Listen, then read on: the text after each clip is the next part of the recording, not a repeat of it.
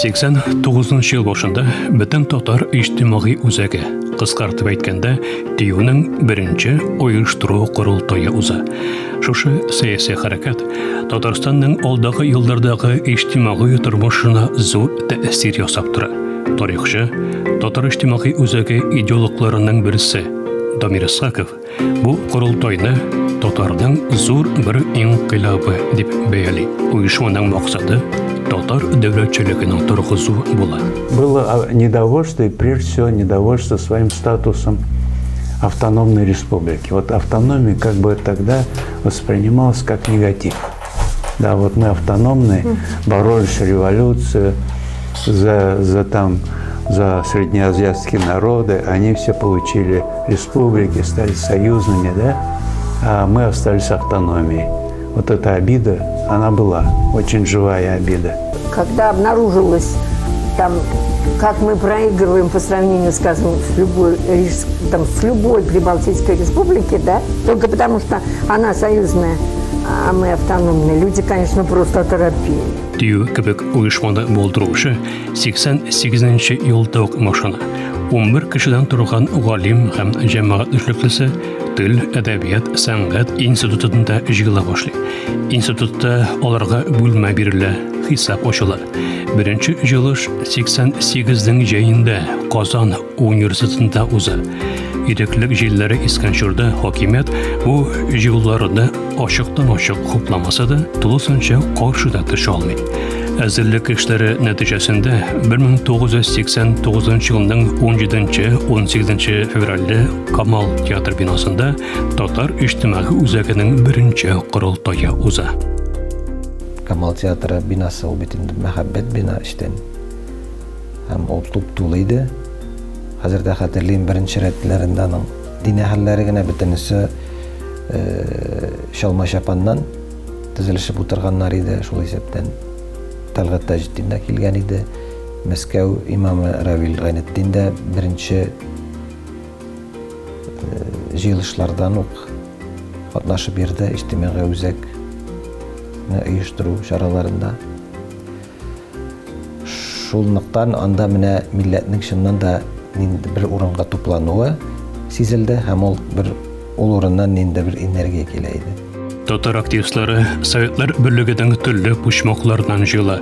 Бу эштә шул исәптән Крым татар вәкилләре дә актив катнаша. Барлыгы 620 делегат. Курултайда беренче рәис итеп тарихчы галим Марат Мөлеков сайлана. Конечно, приходилось там, чего уж скрывать, тогда Морозов работал в ЦК, он приезжал и там в подвале сидел, так приходилось бегать туда, сказать, вот идет в эту сторону, такие-то, будут приниматься решения, что годится, что не годится, утрясать.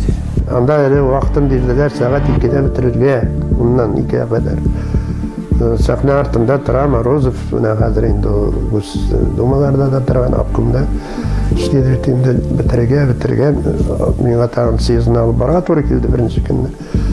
Шунда мин әйтәм, за этими салкы. Чыгып та әйтмәдем, 4-кә кадәр барды инде. Һәм шунда беренче мәртәбә без Вафир Агизатовна шулай инде әйтим урынҗа тәмсилем.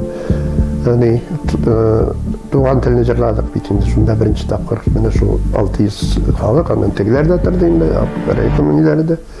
Менә шуннан безнең теге рәсми булмаган халыкның гимны өреп китте. Тарихи моментлар. Русские с опаской сначала относились. Вот татары сейчас даже подходили, вот ко мне лично подходили, русские женщины подходили, что вы нас выгоните, да? Удивился, вот шла такая пропаганда, что русских из Казани выгоняют. Такой цели не стояла. Стояла такая цель в экономическом отношении. Вот мы здесь, в Татарстане, работаем, и что мы зарабатываем, это наше. Мы же не должны кормить Москву или что-то. Сначала мы должны обеспечить свое. Из Москвы шли, вот московские СМИ давали исключительно негативные материалы. И что самое это как бы было горькое в том, что они во многом были с передержками очень большими. И русских это, естественно, пугало. Но все-таки, если вот вспомнить почту,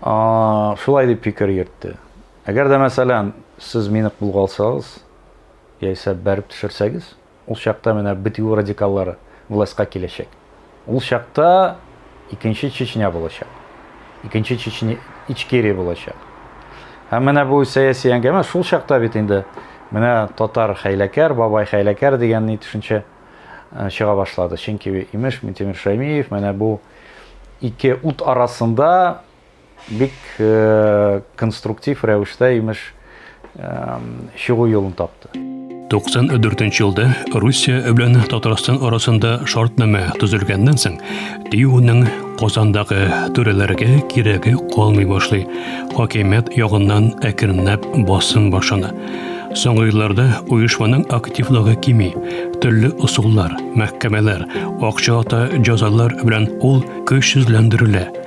2022 елда Русиянең Украинага каршы сугышы башланганнан соң федераль мәхкәмә аны экстремистик оешма буларак юкка чыгара. Аның соңгы рәисе Фәрит Зәкиев Төркиягә качып китәргә мәҗбүр була.